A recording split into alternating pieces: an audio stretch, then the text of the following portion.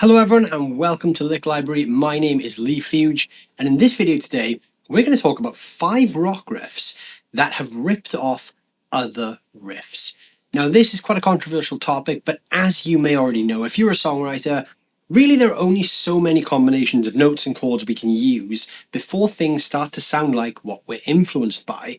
Now we can either intentionally steal someone else's material, or we can just pay homage to it and be very, very influenced by something to the point where it kind of gets close to the line about what is acceptable and what is not. So the 5 riffs I'm going to talk about in this video sound very, very similar to other riffs. Now some of these you may already know because some have been featured in court cases. Some of these you may not already know. Now I'm going to caveat all this by saying I don't know for definite if these are intentional, malicious rip-offs, or if these riffs have just been kind of written and ended up sounding like something very similar. But this is something you will no doubt have come across in your own guitar playing. You might have played a riff or a lick and thought, oh, wait a minute, that sounds a little bit like this other thing that I really like. It's really easy for us as guitar players to take this stuff on board, and we are, after all, just a product of our own influences. We really do absorb the things that we enjoy as guitar players and songwriters. So in this video we're going to check out 5 riffs which may have potentially done that, or there may be a bit more of a sinister undertow to this. So in the video we're going to talk about riffs by Nirvana, Metallica, Papa Roach, Nazareth and Led Zeppelin. So all of the riffs I talk about are timestamped down below in the description, so if you want to fast forward to any section you can go down there and hit the timestamp right away. So the first riff in question is the Nirvana riff for the song Come As You Are. This riff bears a striking similarity to the Killing Joke riff for the song 80s. So both of these riffs are actually tuned down a full step to D standard. I'm currently playing this in standard tuning. So here's how the Nirvana riff for Come As You Are sounds.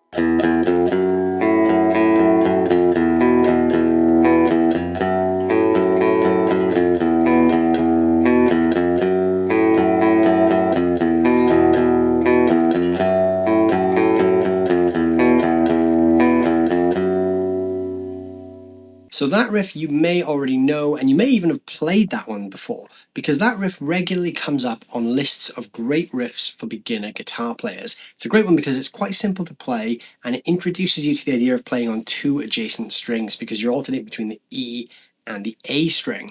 Now that riff bears a very, very strong similarity to the Killing Joke riff from the track 80s, which sounds like this.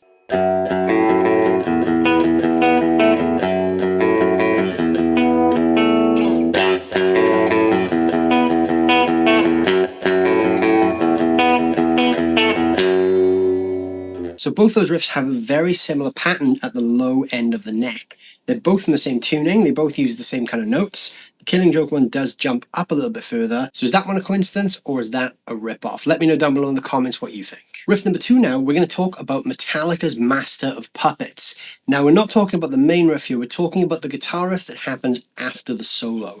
If you've learned Master of Puppets or you're familiar with the song, it's the one where you've got that big ascending scale run in the middle of the riff. Now this riff bears a very, very striking similarity to the David Bowie track Andy Warhol.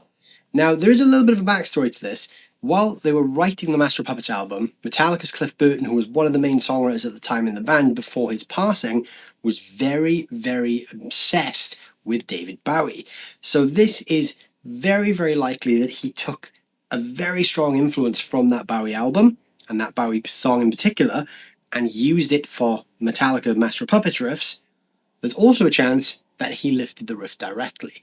Now these riffs are quite close, so I'd be interested to hear what you guys think about this one. Cliff Burton was a big Bowie fan, so it wouldn't be surprising if the influence really kind of took over here and he kind of maybe ripped it off unintentionally. So here's the riff from Master of Puppets that I'm talking about.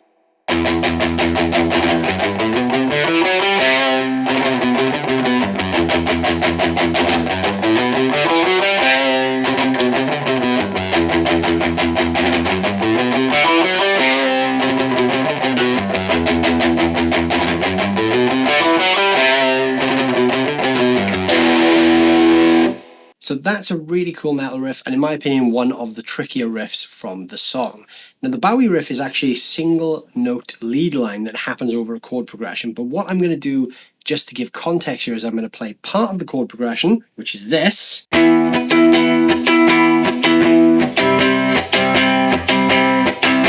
which just alternates between an E and a C chord. I'm going to play that in part with the lead line over the top, so it's going to sound like this.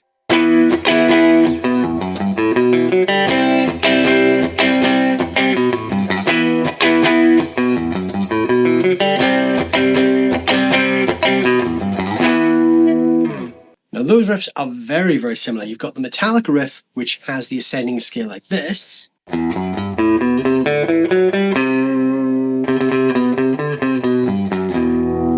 the Bowie one, which goes...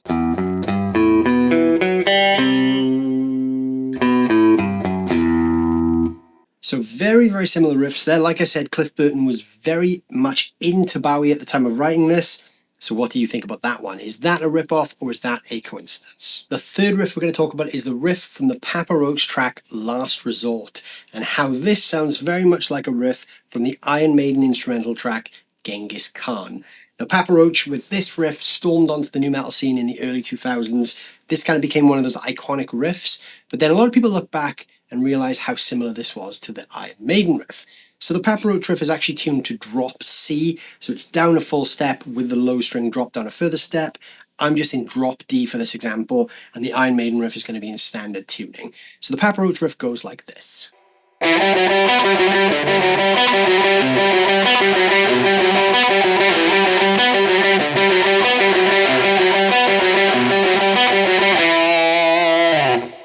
So this riff has been compared to a very early Iron Maiden instrumental called Genghis Khan.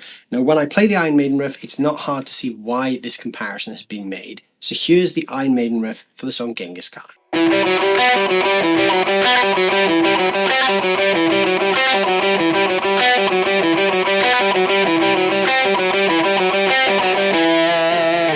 So this riff, while it is very similar, is apparently coincidental. So Jerry Horton, the Papa Roach guitar player, wrote this riff in the early 2000s, and then he actually said he didn't become an Iron Maiden fan until much later on. So there was a couple of years difference between them writing this riff and then discovering that it actually sounded like a Maiden song. So in that case, we can kind of put this one down to a coincidence, but what do you guys think? So this next one is a very hotly contested one. We're talking about the Led Zeppelin riff from the song Stairway to Heaven, which was allegedly stolen from a song by a group called Spirit, and the song was called Taurus. Now this one did actually go to court, and famously Led Zeppelin did win this. Now this one does have some similarities, but there are some differences here where we can kind of ascertain that this is a different riff, but the similarity is in the descending chromatic bass line for each of the chords. So here is the Led Zeppelin riff for Stairway to Heaven that has been contested.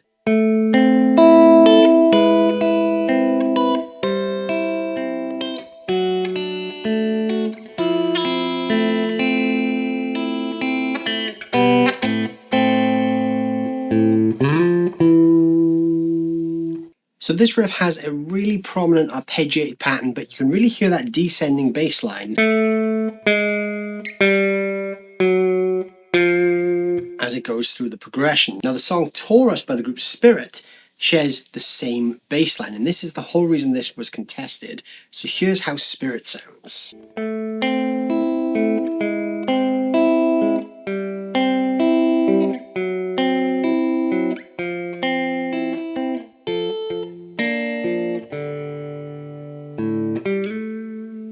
So you can hear those two riffs are incredibly similar, so it's not hard to really hear why that one went to court. I completely understand why Spirit did believe that Led Zeppelin stole their song. Led Zeppelin do have a bit of a checkered history when it comes to borrowing and using material from other artists without providing due credit. So what do you guys think? Let me know down below in the comments about that one, because that is a very similar one. It's not hard to see why people thought that Led Zeppelin did plagiarize that riff from Spirit, but it is open to discussion, and Led Zeppelin did win that one in the court. So is that a coincidence, or was that a ripoff? And the final one we're going to talk about is from the Nazareth song Hair of the Dog. This is a great classic rock riff, but it does bear a similarity to the Beatles hit Day Tripper. So here's how Hair of the Dog sounds.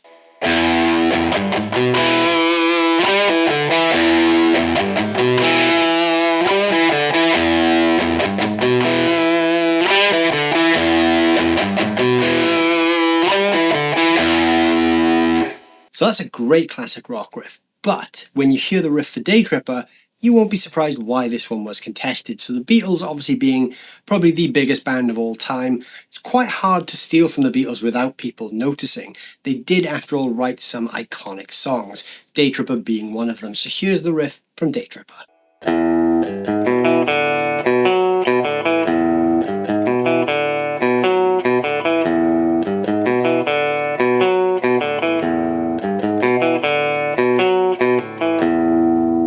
So the similarities there are quite apparent. They both share that same opening phrase. And even the end bit of the Nazareth one is a little bit similar to the Beatles one. So what do you think about that one? Is that one a rip-off, or is that one a coincidence? Thank you so much for watching this video on the 5 biggest rip-off riffs. What do you guys think about all of these riffs? Are they rip-offs or are they coincidences? And if there are any riffs you think have been ripped off, let's talk about those down below in the comments. Let me know down there what your favourite or not so favourite riffs are that other artists have ripped off. Don't forget to check out the Lick Library YouTube channel for more videos just like this. There's a ton of free educational content and fun videos just like this on the channel, so be sure to hit subscribe to not miss out on anything.